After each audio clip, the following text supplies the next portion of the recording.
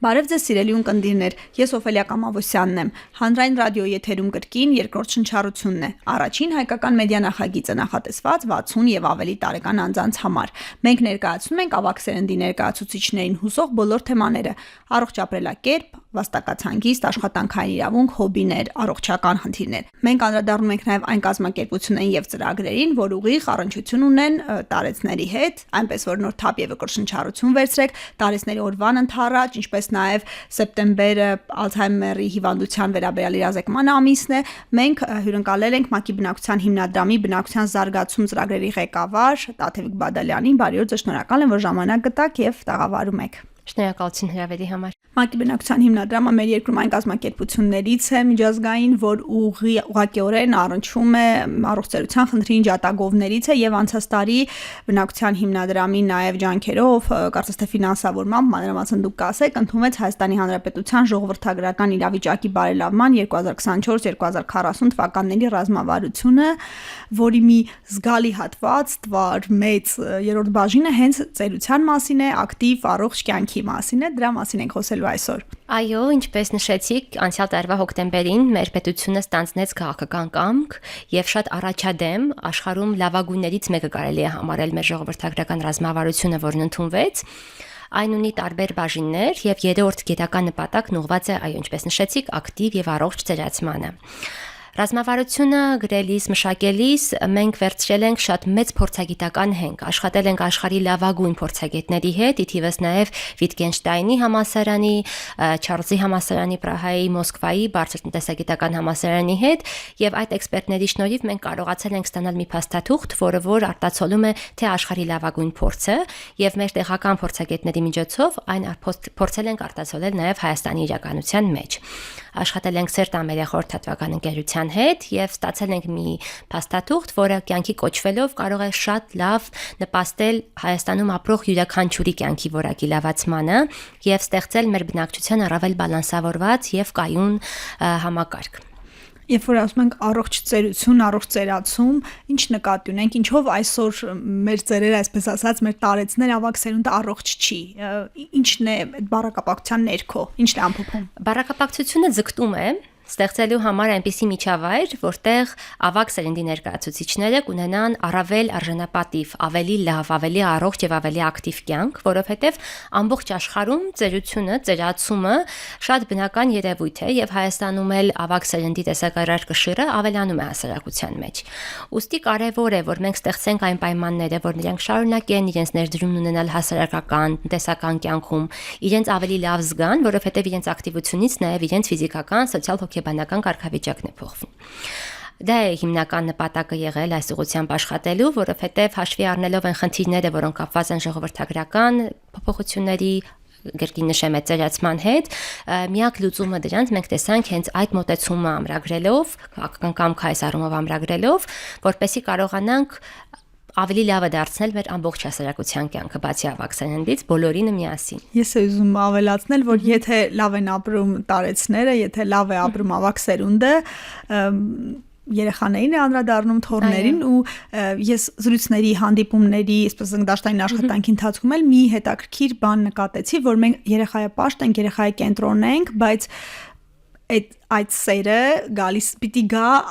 տարեցներից, պիտի գա ավագ սերունդից։ Եթե երջանիկ է կոնկրետ տան տատիկը, երջանիկ այդ տան հարսը եւ միջին սերունդը եւ բնականաբար նրանք էլ դասերակում են երջանիկ երեխա։ Ուղղակի այս կապը, որ պիտի սկսենք տատիկներին երջանկացնելով ժողովրդական ռազմավարությունը ամրագրումը, բայց մենք կյանքում ենք տեսնում, որ Այդ պատճառով էլ ժողովրդագրական ռազմավարությունը շատ համապարփակ է։ Իրականում միջազգային այդպիսի փաստ կա, որ ինչքանով որ երկրները լավ են արձագանքում եւ կարողանում են պատշաճ պայմաններ ստեղծել իրենց հիմնական խոցելի խմբերի թիվս տարեցների երեխաների համար, այնքան ավելի բարեկեցիկ է այդ պետությունը։ Այդպես են շատերը չափում պետության հավասարությունը, բարեկեցության մակարդակը եւ այլն։ Այդ պատճառով մեր ռազմավարությունը ժողովրդագրական հենց այդ հիմունքներով է՝ առողջ ակտիվ ծերություն, ժամանակ ընտանիքահեն միջավայր, որ կնպաստի ավելի շատ երեխաների, ցանկալի երեխաների ծնունդին, ինչքան որ զույգերը ցանկանան Հայաստանում, միգրացիայի կրճատմանը եւ կանխարգելելի մահերի նվազմանը։ Մանրանել կանրադառնանք եւ մի բարակապակցություն կա, մի նախադասություն նպատակ Հայաստանը ձգտում է մինչեւ 2040 թվականը հասնել բնակչության ծերացման ցուցանիշի 20%-ի կրճատմանը։ Ոնց ենք կրճատելու 20%-ի ծերացումը, մի տեսակ ձևակերպումը։ Այդ պատճառով պետք է մենք փորձենք տարանջատել անհատական ծերացումը, որը որ անհատների սոցիալական, հոգեբանական, ֆիզիկական, բնական երկարակեցությունն է եւ բնակչության ծերացում ժողովրդագրական տերմին է։ Դա ասելով մենք փորձում ենք հասկանալ որքան է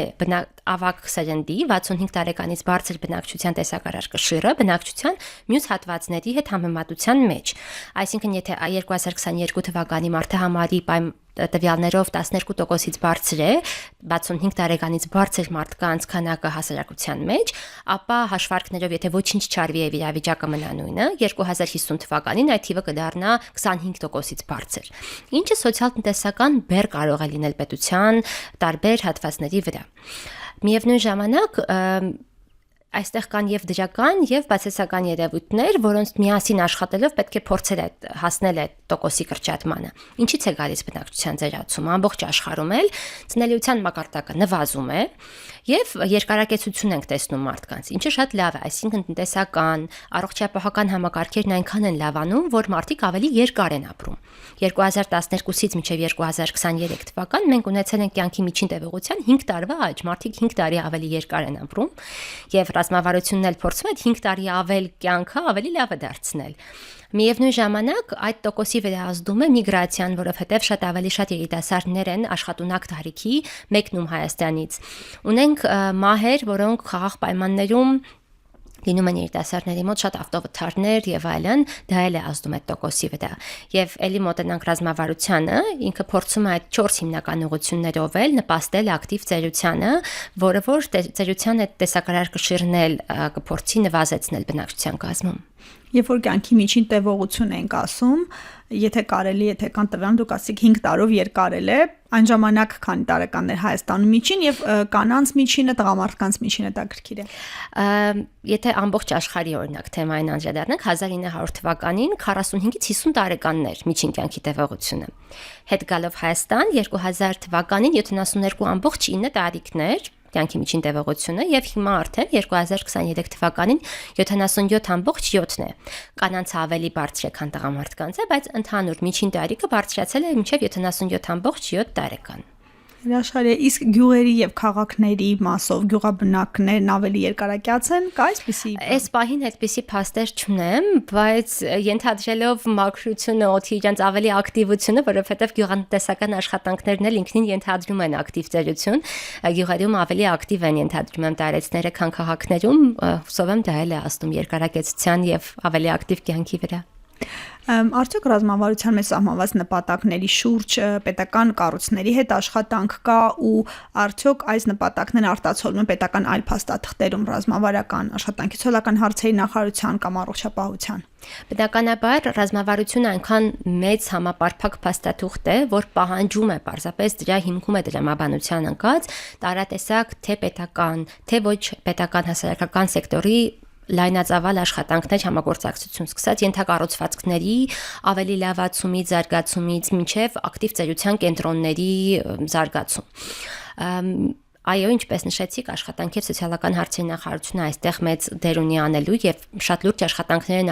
արվել անգամ միջև ռազմավարությունը, բացապես հիմա արդեն կոնկրետ ինչ որ շրջանակներում ենք խոսում, որովհետեւ նախարարությունն էլ ունի իր այդ միջգերատեսչական տարեցների պաշտպանության հարցերով կոմիտեն, որի անդամ է նաեւ ՄԱԿ-ի բնակչության հիմնադրամը, սերտորեն համագործակցում են ՀԿ-ների եւ միջազգային կազմակերպությունների հետ եւ հուսով ենք նաեւ այս ռազմավարության գործողությունների ծրագրի ընդունումից հետո էլ այդ աշխատանքը էլ ավելի շարունակական կլինի։ Երբ է նախատեսված գործողությունների ծրագիրը արդեն պատրաստ է։ Գործողությունների ծրագիրը արդեն պատրաստ է, սպասվում է կառավարության ընդունումը։ Որ 2040 թվականին 65 եւ ավելի տարիքի բնակչության սպառման 50%-ը կապահովվի իրենց եկամուտներով։ հասկանում ենք արդյոք, որ պետությունը երկիրը ակնկալում է, որ մեր տատիկները, պապիկները պիտի շարունակեն մնալ գործունակ, աշխատեն, գնան գործի, արդյունք ստեղծեն եւ նաեւ իրենց ապահովեն, այսինքն այսպես երեխայի ձեռքին նայող կամ ամոթից չխնդրող տատիկներ, պապիկներ չենք ունենալու 2040 նպատակը սա հարուստ տատիկ պապիկների դարաշրջանն ենք գնում։ Իրականում սա նաեւ արտացոլում են իրականությունը, որ մենք այսօր ունենք։ Էլի ամբողջ աշխարհի տվյալներին եթե անդրադառնանք, երիտասարդները ավելի երկար են սովորում, ավելի ուշ են մտնում աշխատաշուկա եւ այն տարիքային շեմը, որի մասին մենք սովոր ենք խոսել որպես տարեց 65+, իրանք ավելի երկար են մնում աշխատաշուկայում, որովհետեւ իրենց ավելի լավ են զգում թե սոցիալական, թե ֆիզիկական, թե մտավոր առումներով։ Այսինքն սահմանափակել նրանց, միևնույն ժամանակ սահմանափակել նրանց եկամուտը, նրանց լավ զգալ, իրենց ներդրումն ունենալ հասարակության մեջ, մենք դրանով ոչ մեկին օգուտ չենք բերում, թե այդ մարդկանց, թե ընդհանուր հասարակությանը, տնտեսությանը։ Ոստի գալով հենց մարդու տեսանկյունից, ես ինքս գիտեմ շատ ավագ սերնդի ներկայացուցիչներ, ովքեր բավականին ավելի բարձր եկամուտ են ստանում, քան միջին վիճակագրական ցուցանիշները աշխատավարձերի, իրենց շատ ավելի ակտիվ, առողջ են զգում, իրենց ներդրումն ունեն թե ընտանիքի կյանքում, թե հասարակական կյանքում, դա նպաստում է իրենց տարբեր առումներով առողջության եւ ինքնազգացողության վրա, ինչն էլ բերում է արդեն ավելի լավ տնտեսությանը եւ ինչպես նշեցիք, որ կարողանան իրենց ապահովել, որովհետեւ ելի վերադառնալով ակտիվ ծերացման ցուցանիշներին, որ արագ ծերանում է մեր հասարակությունը, տնտեսական բեռը շատ մեծ է լինում, այսինքն 3 մարտ 2050 թվականին պետք է աշխատի, որ 1 տարեց կարողանա ունենալ արժանապատիվ այդ սոցիալ-տնտեսական ամբողջական փաթեթը։ Միևնույն ժամանակ, եթե մենք չներդնենք այդ ենթակառուցվածքները, չխրախուսենք այդ ակտիվ ծերությունը, շատ մեծ բեռ կընկնի պետության հասարակության վրա։ Ինչն է հետաքրքիր, որ հաղորդման շրջանակում մենք հենց այդ տարեցներին ենք ցույց տալիս, որոնք գալիս են եւ ասում են, որ աշխատունակ են, գործունակ են, կարող են նույնիսկ այսպես ասենք կատակով մրցել երիտասարդների հետ եւ իրենք ստեղծում են այդ հավելյալ արժեքը, ապրում են որակյալ կյանքով, նախանձելի կյանքով եւ իսկապես այդ մարդիկ կան, ուղղակի պիտի մյուսներն էլ վարակվեն սրանով եւ հնարավորություններ էլ ունենան։ Այո։ Ռազմավարությունը որպես ծրագրեր նշում է ավագ սերնդի ներկայացուցիչների, այս առողջ ծերացման խթանումն է նշած ձեռներեցության, ինչեր կան, ինչ գործողություններ պիտի արվի, որպեսզի մարդկանց ակտիվացնենք, հիմնական մասի, որտեղ ակտիվն են, առանց այն էլ ակտիվ են։ Շարունակել խրախուսել այդ ակտիվությունը եւ ստեղծել համապատասխան պայմաններ նրանց համար, ընդհանուր միջև օրենսդրական փոփոխություններ։ Օրինակ, գործողությունների շրջանակներում նախատեսվում է վարպետ ծրագիրը, որի շրջանակներում կենսաթոշակային տարիքի մարդիկ, եթե ցանկանում են մնալ աշխատաշուկայում, նրանց համար ստեղծվում են ավելի լավ պայմաններ, որպեսզի նրանք կարողանան իրենց փորձը եւ գիտելիքը փոխանցել երիտասարդ սերունդին եւ դրա համար նաեւ գործատուները ունենան ինչ-որ դրական փոփոխություններ, այսինքն եկամտահարկի վերադարձ ինչ-որ տոկոսի չափով, այդ մարդկանց եկամտահարկի տոկոսը կնվազեցվի, միևնույն ժամանակ նրանք էլի կշարունակեն մնալ աշխատաշուկայում եւ ավելացված արժեք գեներացնել։ Բայց այս ամենը չմոռանալով, մենք նաեւ պետք է խոսենք այն մարդկանց մասին, ովքեր ունեն հավելյալ կարիքներ, մյուս բլոկը գործողությունների ծրագրի խոսում են մասին, թե ինչքան կարեւոր է շարունակաբար ուսումնասիրել գերիատրիայի ոլորտում առկա խնդիրները, պալիատիվ խնամքի խնդիրները, օգնելով հասարակության ավագ սերնդի ներկայացուցիչներին մնալ ակտիվ, միևնույն ժամանակ փորձել ապահովել ավելի խոցելի առողջական խնդիրներ ունեցող մարդկանց կարիքները, եւ այդ համապարփակ մոտեցումն է, որը ստից տալիս է ռազմավարության բանալին, որը կարող է լուծել ինչ-որ խնդիրներ ժողովրդագրական, որ մենք այս պահին ունենք։ Վարպետի ինստիտուտի ներդրումը իսկապես հեղափոխական ու հետաքրքիր մի նոր արարություն է, ինչու որովհետև շատ դեպքերում մարդկանց, երբ որ գործունակ մարդկանց կամ աշխատելու ցանկություն ունեցող, գուցե պակաս ավյունով, բայց ցանկություն ունեցող մարդուն, երբ որ ազատում են տարիքի հիման վրա կամ որովհետև նույն խնդիրը չի կարող լուծել նույն ինտենսիվությամբ, դա կարծես մարդուն ուղարկեն մահվան։ Իսկապես այդպես է լինում, շատ մարդիկ են ասել, թե չաշխատեմ կմահանամ, իսկ վարպետի ինստիտուտի ներդրումով կունենա կարգավիճակ, վարպետը եւ բոլոր մյուսները կսովորեն, կդիմեն խորհրդի եւ հրաշալի մի բան է, էլի մտածված։ Այո, եւ մենք այլ տարբերակ կարելի ասել չունենք, որովհետեւ եթե մենք թվերով ենք նայում, ամբողջ աշխարհում մի ահռելի խնդիր է դառնում ծերացումը։ Եթե ինչքան հիշում 2012 թվականին դեռ ամեն վայրկյան 2 հոգի նշում էր իր 60-ամյակը։ Հետևաբար Հայաստանում էլ այդպիսի խնդիրներ, եթե մենք փորձենք այդպես տարանջատել, բավականին մեծ են ստացվում թվերը, եւ եթե մենք այս պահին այս գործողությունները չանենք 2050 թվականին, երբ շատ ավելի շատ կլինի դարեցների քանակը, քան երիտասարդների, որովհետև էլի կան աշխարհի կանխատեսում, որ 2050 թվականին 60-ից բարձր տարիքային խմբի ներկայացուցիչները ավելի շատ կլինեն, բազմականակ կլինեն, քան 15 տարեկանից ցածրները։ 2020 թվականին օրինակ 60 տարեկանից բարձրները ավելի շատ էին, քան մինչև 5 տարեկան երեխաները։ Հիմա տեսեք, մինչև 50 թվական ինչքան է աճում այդ թվերը, ուստի պետք է ամեն ինչ անել հիմա, որպեսզի կարողանանք նաև մեր համար ապահովել այն միջավայրը, որտեղ մենք ուզում ենք ապրել, եւ դա բոլորին օգուտ կբերի։ Այս ծրագրերը հենց մեզ համար են, հենց մեր տարիքի մարդկանց արդեն 2040-ին մեր ապահով ծերության համար են, անդրադառնանք մահացության պատճառներին մեր երկրում, որոնք են մահացության պատճառները ավագ սերնդի մոտ եւ արդյոք հնարավոր է ինչ-որ կերպ կանխարգելել նաև այդ հիվանդությունները։ Հիմնականում սիրտանոթային հիվանդությունների մասին ենք խոսում, ինչպես նաև այնտեղ կան քաղցկեղ եւ այլն տարատեսակ հիվանդություններ, քրոնիկ հիվանդություններ, բայց միևնույն ժամանակ կան հիվանդություններ, որոնք կանխարգելելի են եւ կարելի է ինչ-որ քայլեր ձեռնարկել, որ դրանց նվազեցնել դրանց տեմպերը աճի եւ այդ առումով էլ ռազմավարությունը անելիք ունի։ Օրինակ, ամբողջական առողջապահական փաթեթներից օգտվող տարեցների թիվը ինչքան ավելանա, ինչքանով որ նրանք ավելի շատ կօգտվեն այդ ծառայություններից, ավելի կանխարգելելի կլինեն այն հիվանդությունները, որոնք որ ավելի երիտասարդ տարիքում են կյանքեր խլում, եւ միևնույն ժամանակ այնտեղ էլ են հաշվի առած ինչ որ հետաքրքիր նորություններ, օրինակ եթե ամբողջական առողջապահական այդ ծառայությունները անցնում է ավագ սերնդի ներկայացուցիչը, նա 5%-ով կարող է ավելի շատ կենսաթոշակ ստանալ, օրինակ գործողությունների ծրագրով այդպիսի մի նրբություններ է նախատեսված, որ փորձեն քաջալերել մարդկանց, խրախուսել, որպեսզի գնան տարեկան կամ ամսական ինչպես կոչի ստուգումներին, որպեսզի որոշ հիվանդություններ նախապես իմանան թեկուզ նորագույացությունների հետ կապված եւ դրանք բոլորը այսօր արդեն բուժել են, ել չասենք կարող են նաեւ կանխարգելել։ Այո, եւ դրա համար շատ մեծ քարոզարշավ է իրականում անհրաժեշտ վարքագծային փոփոխություն, որովհետեւ երիտասարդների մոտ էլ կա այդ խնդիրը, տարեցների մոտ էլ կա այդ խնդիրը, շատ դժվար են մարդիկ գնում բժշկի, առողջապահական ծառայություններից օգտվում, ինչքանով էլ լավանում են մեր ծառայությունները, միևնույն ժամանակ պետք է փորձենք շարունակական քարոզարշավ անել, որպեսզի դանակը ոսկորին չհասնի եւ մարդիկ միջև այդ գնան այդ տարեկան ամսական ստուգումներին եւ կարողանանք ավելի քիչ մահեր ունենալ։ Դրա մասին էլ հենց մի ամբողջական բլոկ ունենք էլի ռազմավարության մեջ, առանձին թեմա ակտիվ ծերությունից զատ կանխարգելելի մահերի նվազեցումով պայմանավորված։ Հետաքրքիր է, որ մարդիկ ասում են, որ միջոցներն են ու ժամանակն են, բայց մեր հյուրերը այստեղ ասել են, հատկապես բժիշկները ասում են, կյանքից կարևոր ինչ կա, այսինքն միջոցներ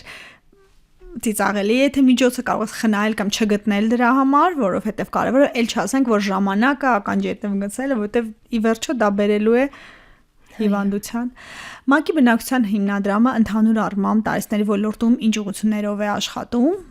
եւ ձեր ուղղություններից քանի ուղղությունից մեկն է ավագ սերնդի ուղղված ծրագրերը։ Մենք ՄԱԿ-ի բնակչության հիմնադրամը ունի 4 հիմնական ուղղվածություն, աշխատում ենք տարբեր բլոկերով՝ սեռական եւ երաժշտական առողջություն, երիտասարդներին ուղղված ծրագրեր, գենդերային ծրագրեր եւ բնակչություն եւ զարգացում բլոկը, որտեղ արդեն ներառված են նաեւ ակտիվ առողջ ծերացման հիմունքներով պայմանավորված ծրագրերը։ Շարունակում ենք աշխատել պետության հետ ժողովրդական ռազմավարության ընդունումից հետո էլ, որպեսզի կարողանանք կյանքի կոչել այդ ռազմավարության գործողությունների պլանը,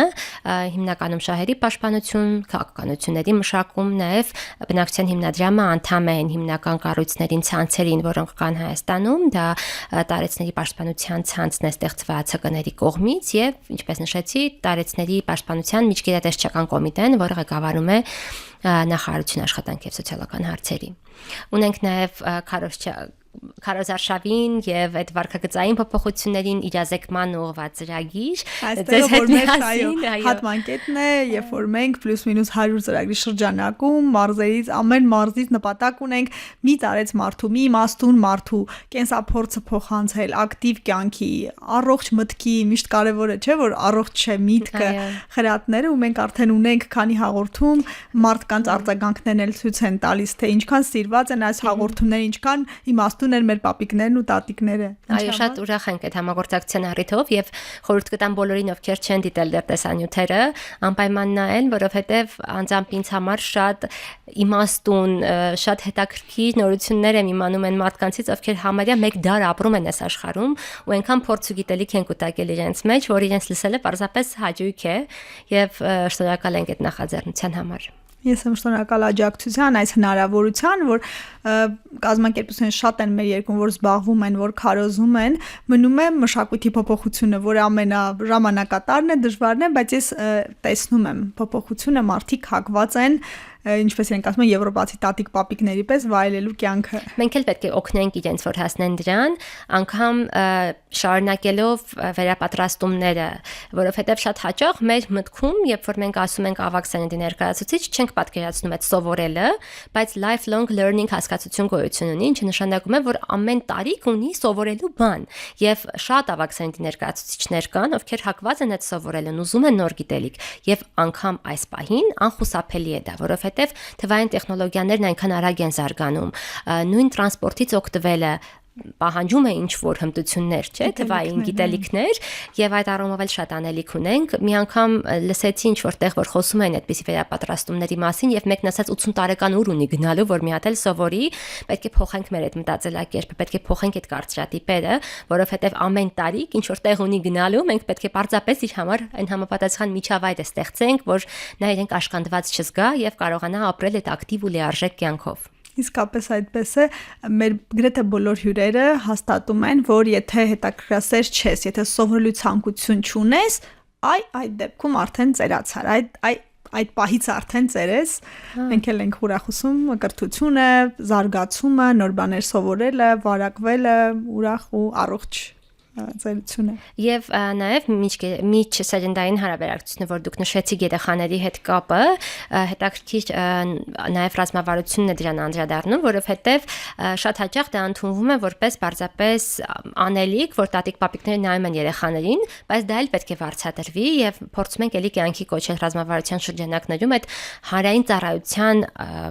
գործոնը, որ մարդիկ վարձատրվեն են աշխատանքի համար, որ անում են, օրինակ խնամում են իրենց թորնիկներին, ինչը շատ հաճելի եւ լավ զբաղմունք է, բայց միևնույն ժամանակ պետք է կարողանան նաեւ մեր ավագ սերնդի ներկայացուցիչները ավելի շատ օգտվել այդպիսի հնարավորություններից եւ ինչպես կարող եք նկատել, ես անգամ խուսափում եմ իմ բառապաշարում ծեր բառից, պետք է փորձենք մենք էլ մեր մտքում փոխել շատ բաներ, ավելի փորձենք հիմնվել այդ մարդկանց փորձի, հմտությունների, գիտելիքների վրա ու օգտվենք այդ ամեն ինչից, որ իրենք էլ իրենց ավելի լավ զգան ու բոլորը դրանից կշահեն բնականաբար։ Շատ հետաքրքիր նորարարություն է, որ ապրիորի բոլորը իրենց թորնիկներին պահում են, պարապմունքների տանում են, խնամում են ու չեն էլ համարում աշխատանք, որովհետև դա հաճելի մի զբաղմունք է, հաճելի պարտականություն այսպես ասած, բայց եթե դա կվարձատրվի, դա կհամարվի աշխատանքային ստաժ, դա էլ ավելի կողքեվորի տարեցներին, պապիկ-տատիկներին, իսկ միջին սերունդը ծնողներն ավելի կգնահատեն իրենց երեխաներին, խնամող ծնողներին։ Միանշանակ ու այդ առումով էլ կարողանան մարդիկ իրենց ապահովել հաղորդման սկզբում դուք որ նշեցիք, որ ուղղված է նաև ծրագրերի մի մասն իրան, որ ավագ սերնդի ներկայացուցիչները կարողանան իրենց կարիքներն ապահովել, նաև այս ծրագրերի միջոցով է, որ նրանք կարողանան հասնել այդ ապահովությանը եւ կարողանան շարունակել իրենց արժանապատիվ եւ ապահով կյանքը։ Շնորհակալ եմ այս զրույցի համար, որ լավատեսական եղավ տարեստների օրվան ընթառաջ եւ բոլոր շարժում ենք առաջ տարեստարի ավելին արձանագրելու։ Ձեզ էլ եմ շնորհակալ ձեր աշխատանքի համար։ Ակտիվ եղեք, լսեք մեզ։ Հանրային ռադիոյի amradio.am կայքում դիտեք հաղորդումը։ Բաժանորդագրվեք երկրորդ շնչառության YouTube-ի ալիքին։ Գրեք մեզ TikTok-ում, Facebook-ում, Instagram-ում։ Ձեզ հուզող հարցերին մենք անդրադառնանք հաջորդիվ։ Առողջ ու երկար կյանք եմ մաղթում։